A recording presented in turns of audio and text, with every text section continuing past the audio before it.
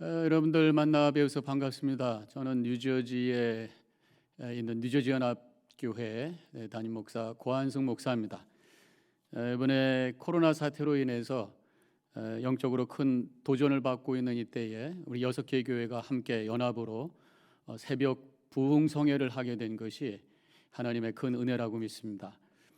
전국에 있는 6교회, 벨릭교회, 드림교회, 남부에 있는 달라스 중앙교회, 또 남부 플로리다 교회, 뉴욕의 훌러싱 제일 교회, 그리고 우리 교회 이렇게 함께 이번에 집회를 하게 되는데, 저는 이제 수요일을 담당을 해서 앞으로 수요일 아침마다 여러분들과 함께 만나고 은혜 나누는 그런 시간을 갖도록 하겠습니다. 여러분들은 저를 뵙지만 저는 여러분들을 볼 수가 없어요. 그러나 하나님의 영으로 우리가 교통함으로 함께 은혜 받는 귀한 이 시간이 되시기를 주님의 이름으로 간절히 축원합니다.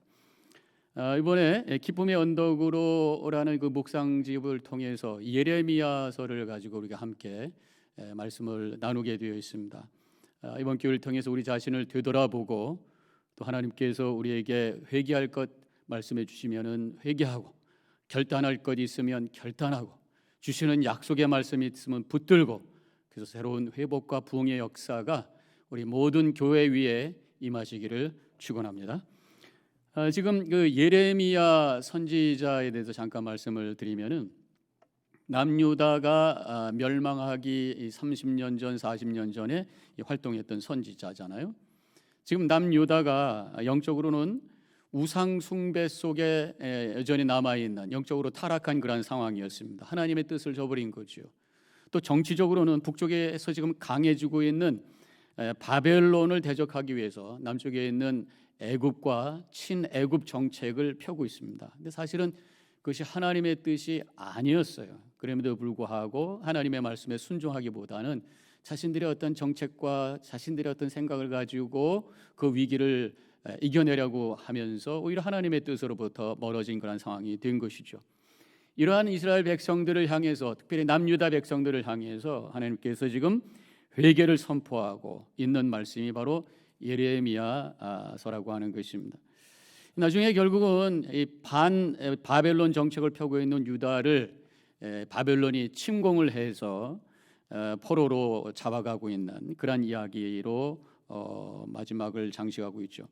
그렇지만 이 예레미야서 중간중간마다 하나님께서 은혜와 구원의 말씀을 선포하고 있는 것을 보게 됩니다. 우리 하나님은 좋으신 하나님이신 줄로 믿습니다. 하나님의 목적은 심판이 아니라 구원이요 은혜인 줄로 믿습니다. 심판의 메시지가 강하게 선포되면 선포될수록 그 속에 있는 하나님의 속마음은 돌아오라고 하는 말씀, 은혜 주시기 원하시는 말씀, 구원을 향한 그런 열방의 마음이 우리 하나님의 마음 속에 있다고 하는 것을 우리는 잊어서는 안 된다고 하는 것이에요. 오늘 말씀으로 들어가 보면은 하나님께서 이제 예레미야를 통해서 백성들에게 말씀을 선포하시는데 시청각적으로 말씀을 선포하고 있으십니다. 허리띠를 가지고 이 남유다의 교만의 죄를 말씀하시면서 심판을 선포하고 계신 것입니다. 이렇게 하나님께서는 우리에게 말씀으로, 음성으로 만나 주시면서 때로는 당신의 말씀을 이렇게 보여주시기도 한다고 하는 것을 깨닫게 돼요. 우리 하나님은요, 이렇게 우리의 모든 감각을 통해서 만나시고 말씀하시는 하나님이신 줄로 믿습니다. 그렇기 때문에 우리가 이 성경을 묵상할 때에도 온 감각을 가지고 하나님의 말씀을 우리가 묵상하고 하나님과 영적으로 교제할 수가 있다고 하는 것입니다. 말씀을 깊이 묵상하면서 세미한 하나님의 음성을 우리가 듣게 되잖아요. 또 말씀을 묵상할 때에 우리에게 주어진 그 상상력이라고 하는 게 있습니다. 하나님 우리 인간에게 주신 귀한 선물이라고 믿어요. 상상력을 통해서 말씀 속에 들어가서 말씀을 보는 거예요. 보고 그 속에 내가 동참하면서 어떤 은혜를 받고 하나님의 메시지를 깨닫는 그러한 방법으로 말씀을 대할 수가 있다고 하는 거예요. 예를 들어서 예수님께서 복음서에서 보면은 최후의 만찬 예수님께서 나눌 때에 그것을 묵상하면서 우리도 그 자리에 가는 거예요. 그 자리에 참여해서 지금 빵 냄새가 납니다. 포도주 냄새가 납니다. 제자들의 소리가 웅성웅성합니다. 그러다 예수님께서 빵을 들고 이것은 내 몸이니 이것이 너희들이 먹을 때마다 나를 기억하여라. 그 예수님의 손에 달린 빵을 바라보면서 주님의 은혜를 우리가 깨닫게 되는 거죠. 잔을 들이셔서 예수님께서 이것은 내 피니 너희가 이것을 마실 때마다 나를 기념하여라. 그러면서 그 최초의 성만찬 속에 내가 들어가서 주시는 그 거룩함과 엄숙함과 은혜를 온 피부로 온 나의 존재로 느낄 수 있는 그러한 체험을 할 수가 있는 거잖아요. 또 예수님께서 십자가에 달리시는 그 장면 속에 우리가 묵상 속에 한번 들어가 보는 거죠. 그래서 예수님께서 십자가에 달리셔서 엘리 엘리 라막 사바다니 이 고통 가운데 말씀하시는 음성을 내가 귀로 듣고 또 그 자리에 엎드려서 주님 앞에 회개하면서 가까이 가는 거예요.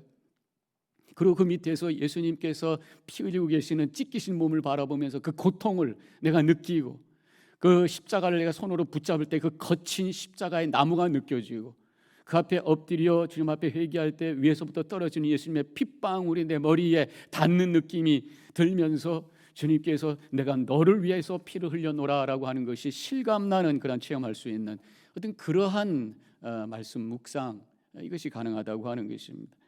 하나님께서는 이렇게 우리 온 감각을 통해서 만나 주시고 말씀해 주시는 줄로 믿습니다.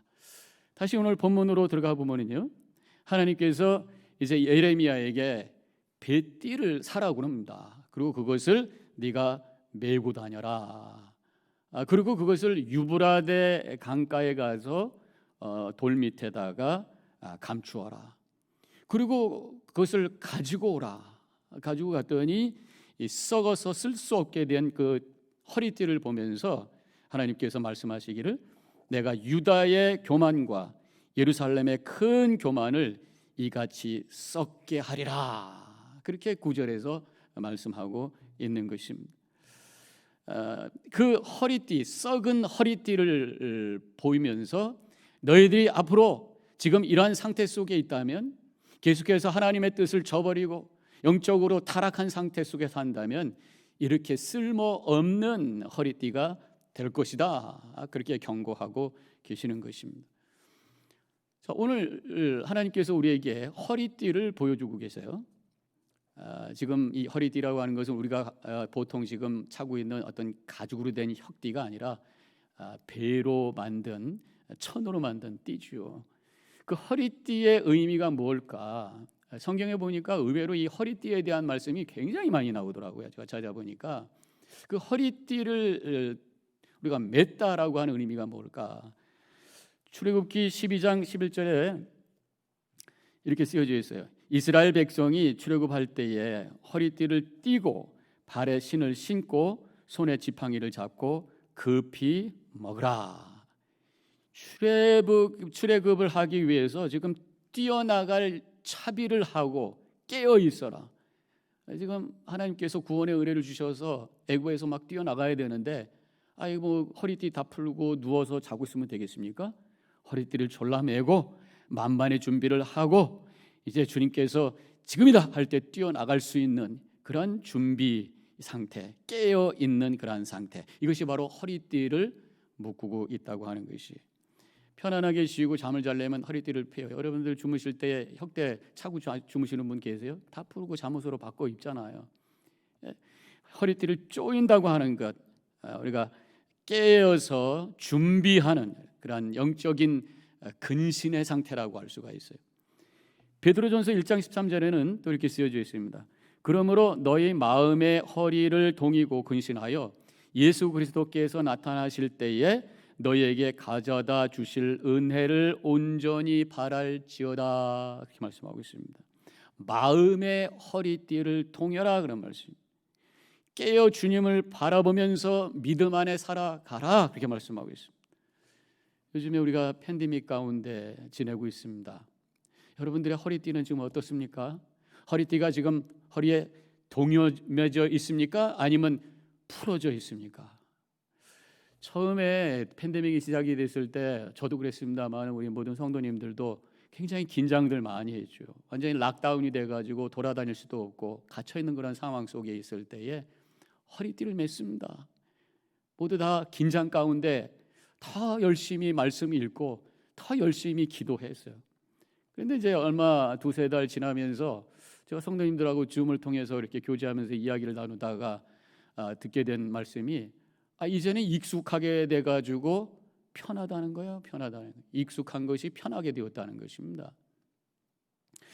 그래서 저는 그런 걱정을 해요. 이제 편안하게 되면서 교회도 요새 줌으로 예배를 드리고 집에서 그냥 동영상으로 예배 드리니까 교회에 왔다 갔다 뭐 귀찮게 아침에 일어나서 샤워하고 복잡하게 뛰어나가지 않아도 되고, 무슨 미팅이 있어도 미팅이 있어도 그냥 줌으로 해서 그냥 잠깐 만나면 되고, 편하구나.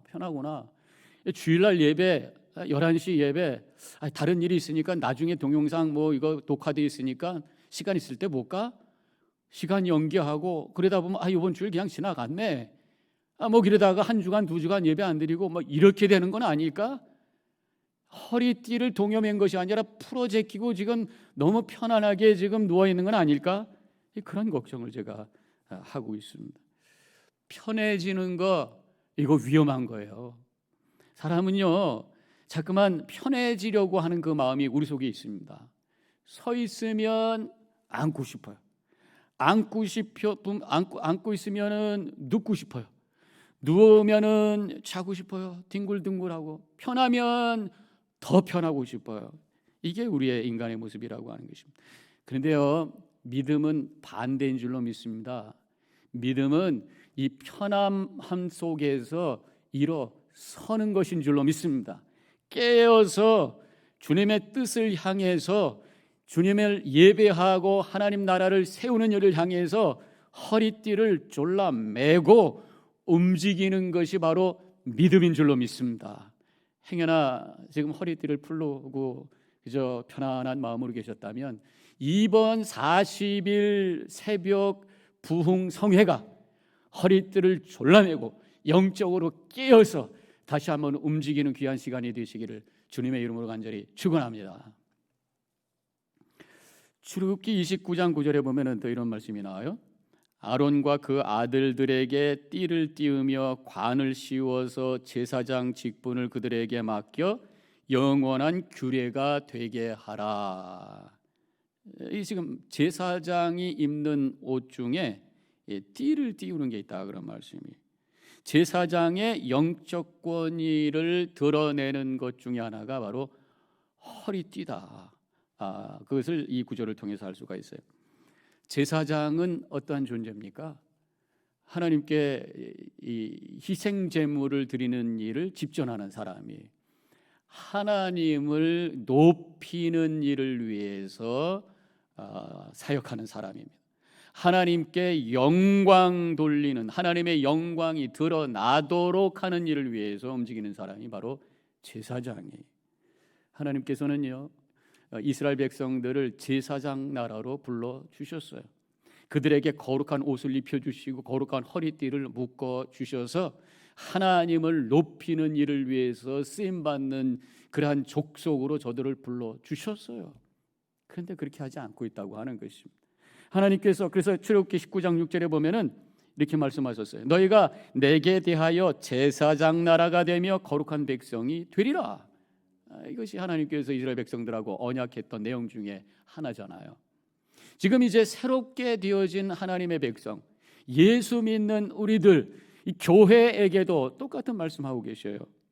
베드로전서 2장 9절에 너희는 택하신 족속이요 왕 같은 제사장들이요.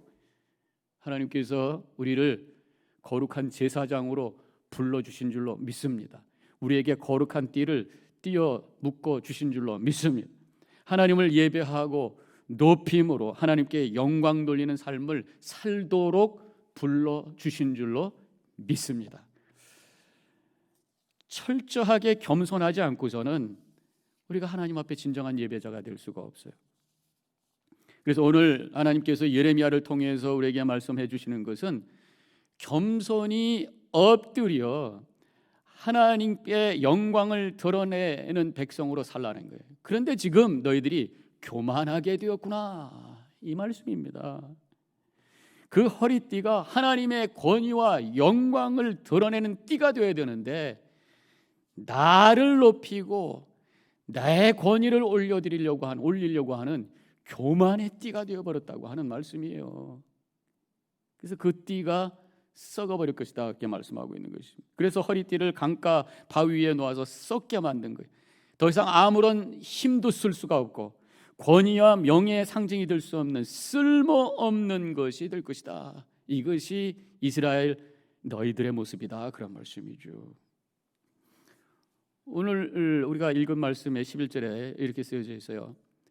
띠가 사람의 허리에 속함 같이 내가 이스라엘 온 집과 유다 온 집으로 내게 속하여 그들로 내 백성이 되게 하며. 지금 이스라엘 백성이 하나님의 허리띠가 되기를 원했다는 것이 하나님께 속한 자로 하나님의 뜻을 이루는 존재가 되기를 원하셨다고 하는 것입니다.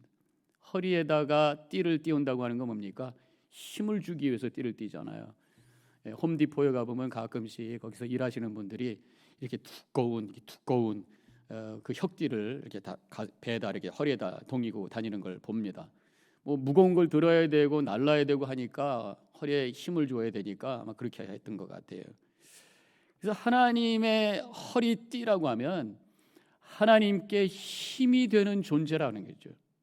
하나님께서 이 세상에 하시기 원하시는 구원의 사역에 힘이 되어지는 존재로 이스라엘 백성들을 불러주신 거예요. 제사장 나라로 불러주셨고요.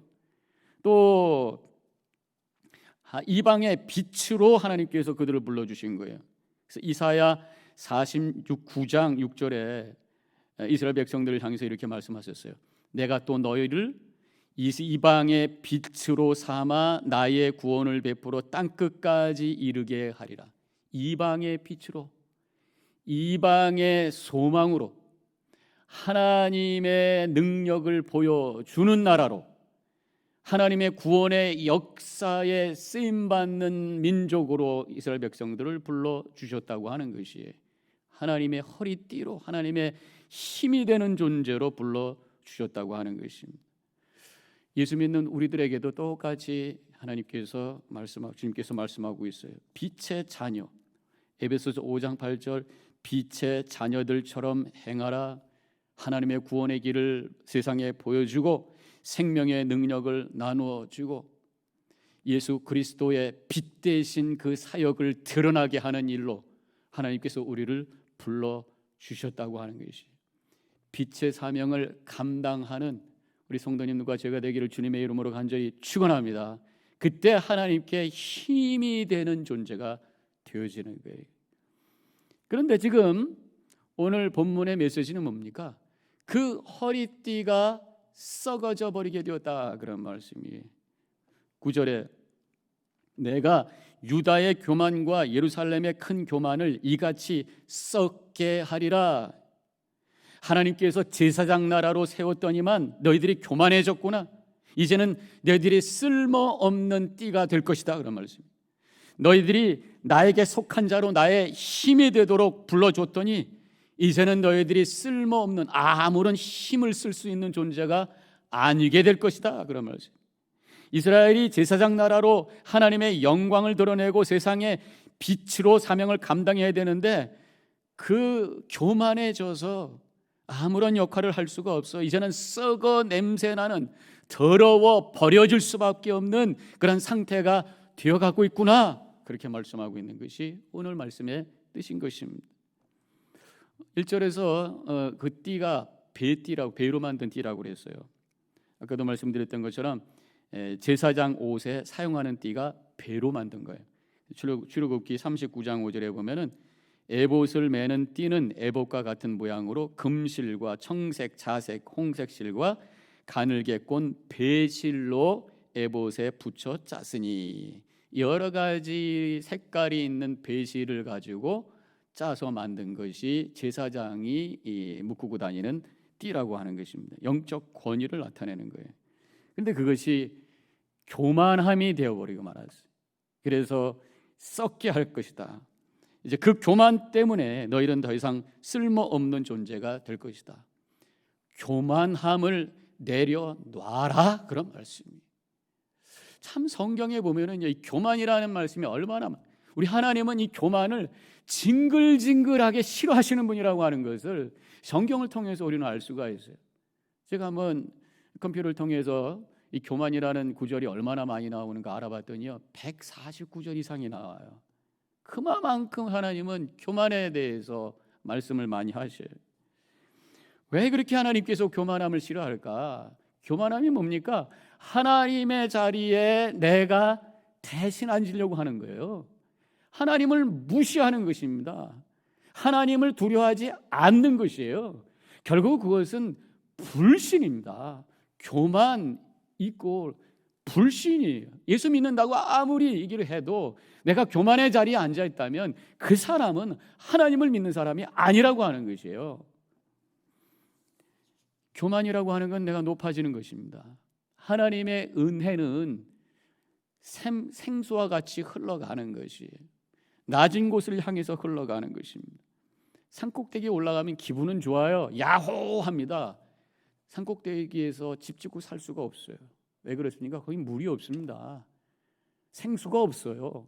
내려가야 됩니다. 내려가야지 거기 시냇물이 흐르고 거기에 마을이 있고 거기에 생명이 있고 기쁨이 있고 공동체가 있고 행복이 있는 거란 말이죠. 겸손해야 되는 것입니다. 하나님께서 교만을 그렇게 싫어하시는 것은 교만한 자는 하나님의 은혜 안에 살 수가 없어요. 교만한 자는 구원받을 수가 없어요. 겸손한 자에게 하나님의 은혜가 흘러가고 겸손한 자가 하나님 앞에 무릎 꿇고 겸손한 자가 하나님 앞에 살게 되고 하나님과 함께 걸어가게 되고 하나님을 섬기는 거룩한 자의 삶을 살게 되기 때문이라고 하는 것이에요. 우리 교만이라는 단어가 그렇게 많이 나오는데 교만하지 말라는 말씀 우리가 얼마나 많이 듣습니까? 하나님께서 이스라엘 백성들에게도 교만하지 말라는 말씀을 얼마나 많이 하셨어요. 그런데 문제는 백성들을 통해 이 선지자를 통해서 여러 번 말씀했는데도 불구하고 이스라엘 백성들의 그 교만함이 바뀌지가 않는 것이에요. 왜 그렇습니까? 내가 교만하다고 인정하지 않으니까 아무리 교만하면 안 된다는 말씀을 드려도 들려지지가 않아요. 나하고 관계가 없다고 생각해서 저 사람은 교만해, 저 사람이 들어야 돼. 참 이상한 게요, 다른 사람 교만한 건 아는데 본인이 교만한 건 몰라요.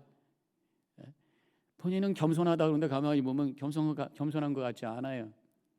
내가 나를 참 제대로 보기가 어렵다고 하는 게 우리의 문제라고 하는 것입니다. 내가 교만하다고 하는 것을 인정해야 교만함을 싫어하는 주님의 마음을 내가 느끼게 되고 그래서 회개하고 겸손의 자리로 내려가는데 내가 교만하다는 생각을 안 하니까 그 말씀이 나에게 와닿지가 않는 거란 말이에요. 그렇기 때문에 결국은 우리가 이 썩은 허리띠와 같이 되어갈 수 있다고 하는 것을 오늘 말씀을 통해서 깨닫게 되는 것입니다. 그래서 저는요, 이제 말씀을 정리하면서 마지막으로 교만이 뭐냐라는 말씀은 드리지 않으려고 합니다. 우리가 너무 많이 들었어요. 내가 교만한가 아닌가를 한번 확인해 보시기를 원해요. 그래서 교만의 증상을 제가 5가지 말씀을 드릴게요. 그러면서 내 안에 이런 게 있나 한번 점검해 보시고 이 5가지 중에서 한두 가지 이상, 정확하게 말씀드리죠, 2가지 이상이 있다면 당신은 교만한 분입니다. 하나님 앞에 무릎 꿇고 엎드려서 그렇습니다, 나는 교만합니다, 하나님 내가 주님 앞에 무릎 꿇습니다, 낮아지겠습니다, 회개하시고 결단하셔서 다시 한번 주님 앞에 세움을 받는 귀한 시간이 되시기를 바랍니다. 그럼 5가지 증상을 제가 말씀을 드릴게요. 첫 번째로는 자꾸만 미운 사람이 만들어져요. 자꾸만 미운 사람이 이 사람도 믿고 저 사람도 믿고 자꾸만 많아져요. 나만 옳다고 생각하다 보니까 나하고 의견이 다르면 다른 의견이 아니라 틀린 의견이 되는 거예요. 그래서 그 사람에 대해서 불편한 마음을 갖게 되고 그래서 그 사람과 대화보다는 정죄하게 되고 그래서 결국 내 마음속에 미움이 생기는 거죠. 미움이 생기면 영적으로도 내가 망가지지만 이 교만한 모습을 갖게 되면서 문제가 생긴다고 하는 것입니다. 2번째 증상은 참는 것이 힘들어요. 화가 자꾸만 나요. 그래서 우리 한국 분들 욱한다는 얘기잖아요. 조그만 어떤 문제가 생기면 욱하고 화가 잘 난다. 이게 이 교만의 증상이라고 할 수 있습니다. 인내라고 하는 것은 다른 사람을 받아들일 수 있는 공간이 내 속에 있을 때에 가능한 거예요. 그래서 성경에 보면은 고린도전서 13장에서 사랑에 대한 말씀을 쭉 할 때 사랑은 오래 참고라고 하는 말씀을 하고 계시잖아요. 인내하는 것, 그 사람을 받아주고 기다릴 수 있는 것, 그 사람을 향한 공간이 있을 때 가능한 거예요. 화를 벌컥벌컥 낸다고 하는 것은 그 사람을 받아들일 수 있는 공간이 없어요. 나만 가득히 내 안에 차지하고 있기 때문에 그 사람의 이야기와 다른 얘기가 왔을 때 그것을 받아들이지 못하고 즉각적인 그 반응, 그것이 화로 나가게 되어 있다고 하는 것이죠. 세 번째로는 누가 잘 되면 괜히 기분이 나쁘다는 것이죠. 내가 가장 중요한 사람이라고 생각하니까 내가 잘 돼야 돼. 그런데 다른 사람이 나보다 잘 되는 것 같으면 기분이 나쁜 거예요. 나보다 못한 사람을 위로해주고 격려해주는 거는 쉬운데 나보다 잘 되고 뭔가 행복한 것 같으면 그 사람을 축복해 주는 게 힘든 거예요. 어떤 분이 큰 집을 샀어요. 그래서 입주 예배 드린다고 그래서 가서 예배 드리고 식사를 하고 집에 돌아올 때에 먹은 것이 얹히는 것 같은 느낌이 드세요? 그러면 교만한 거예요. 그 사람을 축복해 주는 게 힘든 거예요. 괜히 기분이 안 좋은 거예요. 나만 잘 돼야 된다는 생각을 하기 때문에 그런 거죠. 네 번째로는 누군가가 나에게 부정적인 평가를 하면 마음이 힘들어요. 잠도 제대로 못 자요. 누가 좀 싫은 소리 하면 어떻게 나에게 그렇게 말할 수가 있나 이런 생각 때문에 내가 그렇게 비추어졌다는 것이 억울하고 그 사람이 감히 나에게 그런 말을 했다고 하는 것이 기분이 나빠서 속이 상해서 또 씹고 되씹고 하면서 힘들어하는 마음을 갖고 있다면 교만한 거예요. 나도 틀릴 수 있어요. 나도 부족해요. 그렇기 때문에 누가 나한테 부정적인 평가를 했을 때 그렇지 나도 그런 면이 있겠지 라고 하면서 그것을 받아들이고 그것을 나이가 어떤 새롭게 배울 수 있는 기회로 삼아갈 수 있을 때 그 사람은 겸손한 겁니다. 근데 굉장히 기분 나쁠 때 그것은 받아들이지 못하는 교만함이 그 속에 있다고 하는 것이죠. 마지막으로 미안합니다, 감사합니다 라는 말에 내가 인색하다면 그것은 교만한 거예요. 미안하다는 말을 하는 것이 내가 패배한 것처럼 느낄 때에 입에서 나오지 않아요. 또 감사하다는 말이 낯이 간지러워서 말하기가 힘들다고 하는 분이 있어요. 다른 사람의 신세를 지는 것도 자존심 상하는 일이다 생각을 하니까 감사하다는 말을 하기가 힘든 거예요. 이 교만한 사람은 은혜라는 말이 별로 실감되지 않는다고 하는 거죠. 이상으로 제가 5가지를 쭉 언급을 했어요. 혹시 여러분들 그 가운데 몇 개나 해당이 되고 있습니까? 내가 교만하다고 생각하면 이 시간에 무릎을 꿇으시기 바랍니다. 그리고 주님 앞에 인정하시고 회개하시고 결단하는 이 시간이 되어야 될 줄로 믿습니다. 야고보서 4장 6절에 아주 유명한 말씀이잖아요. 우리가 많이 듣고 있는 말씀이잖아요. 그러나 더욱 큰 은혜를 주시나니 그러므로 일러스되 하나님이 교만한 자를 물리치시고 겸손한 자에게 은혜를 주신다 하였느니라. 하나님은 교만한 자를 물리치시고 겸손한 자를 찾으시고 왜 그렇습니까? 은혜 주시기 위해서 그렇게 겸손한 자를 찾으신다고 하는 것입니다. 우리 하나님은요, 우리가 구원의 은혜를 받고 그 은혜를 누리고 다른 사람들에게 은혜를 나누면서 은혜의 선순환의 과정 속에 살기를 원하시는 것이 우리 하나님의 뜻인 줄로 믿습니다. 왜냐하면 우리를 사랑하기 때문에. 근데 교만해서 그 은혜를 받지 못하고 교만해서 불신 가운데 살고 교만해서 죄 가운데 빠지는 것 안타까워하지. 겸손하게 엎드려 하나님의 은혜가 우리 안에 생수처럼 흘러서 우리 안에 그 은혜가 가득 채워져서 생명력 충만한 삶을 살기를 원하시는 것이 우리 하나님의 뜻인 줄로 믿습니다.